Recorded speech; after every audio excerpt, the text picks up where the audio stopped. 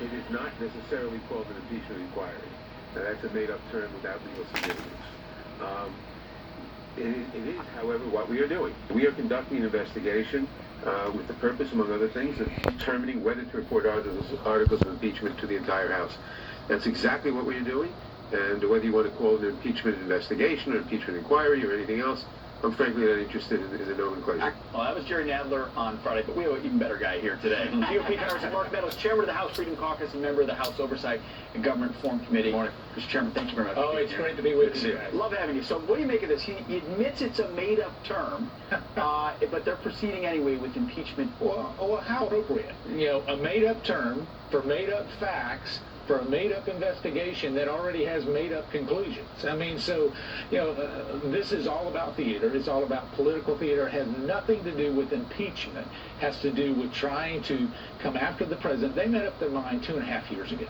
And when the Mueller report didn't provide what they needed, when Adam Schiff and them said there's this Russian collusion for 2.5 years. And you guys were pushing back and said, well, where's the facts? Where's the facts? I can tell you, Jerry Nadler, when we were looking into the wrongdoing and actually doing an investigation, looking into the wrongdoing, he wasn't there. He didn't read the reports.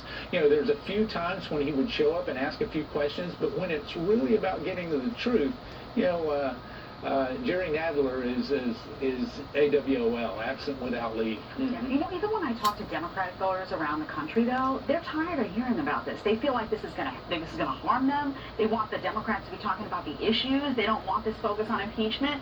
So I don't understand. The audience for this, for what Nadler's saying, is actually quite small. Who does he think he's actually talking to that's going to view this favorably? Jed, you're exactly right. I mean, when we get down to this, and you go on Main Street, whether it's a Democrat, unaffiliated, or Republican, they're tired of hearing about all of this. They say it's time to get on about the things that are important to them: jobs, the economy, infrastructure.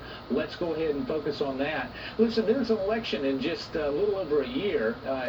If there's a mandate to remove this president, let him show up at the ballot box. Yeah. All right, the Wall Street Journal had an editorial, the impeachment motion. Jerry Nadler deserves an Oscar for pretending his probe is serious. They went on to say the House Judiciary Chair is still trying to persuade voters that he has Donald Trump in his impeachment sights. If Mr. Nadler has evidence of genuine corruption or self-dealing, he ought to produce it. Until he does, the corruption claims look like more political spin to con liberal voters into believing that House Democrats are serious about impeachment. React to that, but also react to the idea that you mentioned trying to get the truth about how all this started with McCabe and Comey and others. In fairness, are you going to be able to produce as well at some point? Because we keep hearing it's coming, the deep state's going to be exposed, and yet the last report from the IG at the Justice Department came out, and Comey seemed to walk away, frankly. Well, he did walk away. And Ed, by the way, welcome back. America's been praying for you. I know Debbie and I have been praying for you. I appreciate that very much. And I appreciate the heart that it represents, helping out your sister. Thank you. But he did walk away, and so there's two things. The Wall Street Journal's exactly right. I mean, does he deserve an Oscar? Well, he's a poorly paid actor, but he's very consistent. You know, he'll continue to come back over and over again.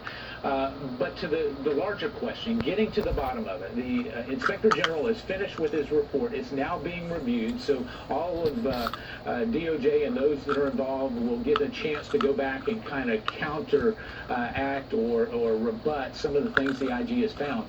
But I can tell you, if you thought that the original Comey IG's report was bad, this will be scathing. And not that I've seen it, but I can tell you I've seen documents that we've given to the IG, and I can tell you that McCabe, Comey, Strzok, all of the people that you've been talking about for a long time, their accountability is coming as it relates to FISA abuse, and then John Durham on the backside. So I've been waiting a long time. I'm like you. I want it to be declassified. I can tell you, when some of the things get declassified, and the president is committed to doing that, AG Barr is committed to doing that, the American people will say, well, indeed, there was spying going on. And when they start to see what was happening, this quiet coup behind the scenes, they're going to, at a minimum, say that we have to change the way that the FBI works.